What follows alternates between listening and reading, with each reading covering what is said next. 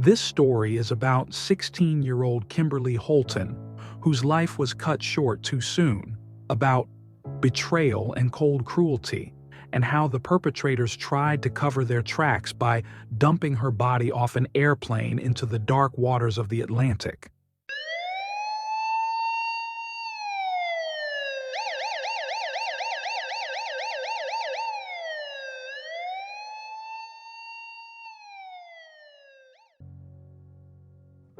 On October 8, 2003, fishermen spotted what they believed was debris about 3 to 4 miles from the shores of Cape May, New Jersey. Upon closer inspection, the couple realized they'd found what now retired New Jersey State Police Detective Steve Brown called a severely decomposed body floating in the sea with no signs of identification. Because the unknown female's body was beyond 2 miles from the Jersey shore, the United States Coast Guard helped state police examine the body. All presumed the victim met with foul play based on a large metal chain wrapped around the victim's ankles and duct tape around her feet and hands. It was thought that whoever disposed of the body didn't anticipate that she'd float to the surface. So far, according to Thistle, the body was their only clue, and so making an identification was crucial. Thistle said the Jane Doe's fingerprints were so pruned up on account of being in the water that traditional methods of finding a print could not be used. "I basically took some saline solution and took a hypodermic needle," Thistle explained. "I tied a string around the last knuckle of the finger, and I was able to inject the saline solution under that finger pad and then roll it and get an identifiable fingerprint." The Jane Doe was ID'd as 16-year-old Kimberly Holton, a missing foster child out of Dover, Delaware, about 40 miles directly northeast of Cape May. Holton's best friend, Destiny Andrews, told they met on the school bus while in high school, citing Holton as the sweetest person you'd ever meet. The friend said Holton lived with her foster family, the Machettes, as well as a foster sister, Heather. "Kim absolutely loved animals. I do believe she would have been some type of vet or vet tech," Andrews said. "She helped animals because nobody helped her when she needed help." Detectives assigned to the case found no apparent signs of trauma that could explain why Holton died. However, a medical examiner stated she'd sustained severe blunt force trauma to the head, the result of falling from a significant height, investigator Thistle said. The strongest piece of physical evidence they had was the chain that bound the victim's ankles. Thistle observed each link of the metal coil chain contained stamped numbers, which led detectives to a specific Lowe's home improvement store not far from Holton's residence. During the course of the interview with the manager of that Lowe's in Dover, he was able to backtrack through the computer system that same length of chain, that same stamp was purchased at that location, said Det. Brown, along with clamps to the chain that was found on Kimberly's body, and also cinder blocks. The purchase occurred just 1 day after Holton's disappearance. A timestamp on the receipt helped authorities quickly locate surveillance video of the transaction, which showed 2 males. However, because the video was grainy, and since the items were purchased with cash, detectives sought out local press to release still shots of the unknown persons in hopes that the public could help. Detective Porter told they were flooded with phone calls, with multiple tipsters pointing to Robert Brothers. Brothers himself called the tip line, admitting he was with one Jacob Jones when the latter purchased the chain. Brothers admitted to being at Lowe's but denied taking part in a crime, as seen in a videotaped police confession obtained. He said Jones opted to buy the items for the purposes of weightlifting. "It did not strike me as odd whatsoever," Brothers told police. "All I know is what he's told me." There was no conversation that came up where it had to deal with it being used for something criminal, harm, or anything like that. Police found no reason for Brothers to lie, and when they asked him to guess why Jones might have had it out for Holton, Brothers said, Heather, the victim's foster sister. Heather was also the girlfriend of Jacob Jones. When brought in for questioning, a sobbing Heather admitted that she and Holton got into typical sisterly rows, such as borrowing clothes without permission. Otherwise, she had no reason to hurt Holton. "I swear to God, I don't know what happened to Kim," Heather cried to investigators. "I don't know if Jacob had anything to do with this. I don't know nothing about this. All I know is I am completely innocent."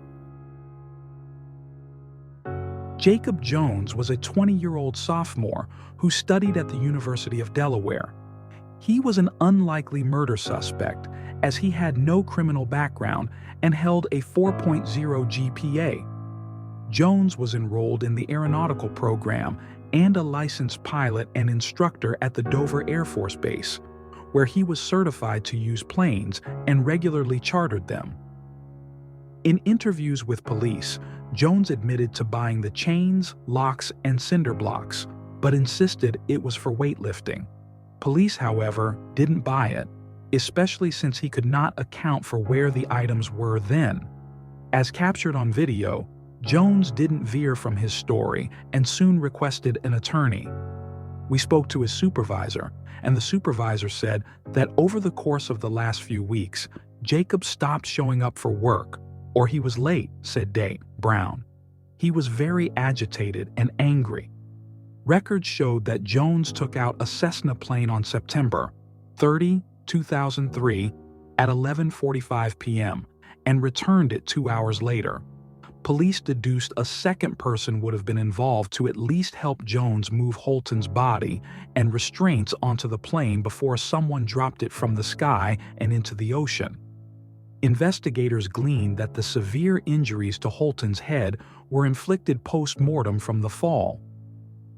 On October 23, 2003, 10 days after Holton's body was discovered, Jones's father called authorities and said Jacob Jones died of a self-inflicted shotgun wound in his bedroom. Moments before the suspect took his own life, however, he confessed to his parents that he and 23-year-old acquaintance Michael Kaiser killed Kimberly Holton. According to Detective Brown, Jones told his father that Holton was causing issues in the family home, especially with his girlfriend, Heather, and that he was compelled to rectify the situation. He was assisted by Kaiser, who worked with Jones as a security guard at the local racetrack. Jones and Kaiser had known each other, but peripherally, said the Jeff Brown. They didn't hang out together. They apparently didn't have a whole lot of common interests other than their one job. Police eventually questioned Kaiser. According to him, Jones asked Kaiser to pick Holton up on the night of September 29, 2003. Kaiser and Holton went to a local Wawa convenience store and, upon Jones's request, Kaiser took the girl to a Budget Inn motel where Jones and Holton could purportedly discuss the issues with Heather. At one point, Holton went to use the bathroom. "Jake tells me he wanted to kill her, and he wanted me to help him kill her and dispose of the body," Kaiser told investigators. "I told him he was nuts. I didn't want no part of it. I wanted to leave. He told me basically that if I didn't help him, he would kill me." Kaiser said that, per Jones's instructions, he helped grab Holton once she exited the bathroom and held her legs down, while Jones wrapped a phone cord around the teen's neck and smothered her to death with a pillow. He placed the time of death somewhere around 2 a.m. on September 30, 2003. "She stopped moving. She stopped kicking," Kaiser continued. "I just sat there, and he felt her pulse. She was dead." Kaiser confessed to helping Jones move Holton's body into his trunk, where the body was believed to have been left for hours until Jones, and possibly Kaiser, loaded the body onto the plane in Cheswold, Delaware, and dumped her body into the Atlantic. "It's just a nightmarish scene," said Det Porter. On October 24, 2003, police announced Michael Kaiser's arrest. According to Captain Lee, Holton's disappearance could have been passed off as a teen running away, but Jones failed to consider the elements of the ocean. The plane was at such a high altitude, when Kimberly's body hit the water, it acted like it hit concrete at 130 miles an hour, and the cinder blocks disintegrated upon impact, said Captain Lee. This lack of knowledge on his part allowed the truth to rise to the surface, along with Kimberly. On January 6, 2004, Kaiser was found guilty of first-degree murder and conspiracy and sentenced to life behind bars. Kimberly Holton's foster sister, Heather, was not charged in connection with the crime. And that concludes our coverage of this tragic story. If you found this video informative or thought-provoking, don't forget to subscribe to our channel for more updates on cases like these. We'd love to hear your thoughts in the comments below.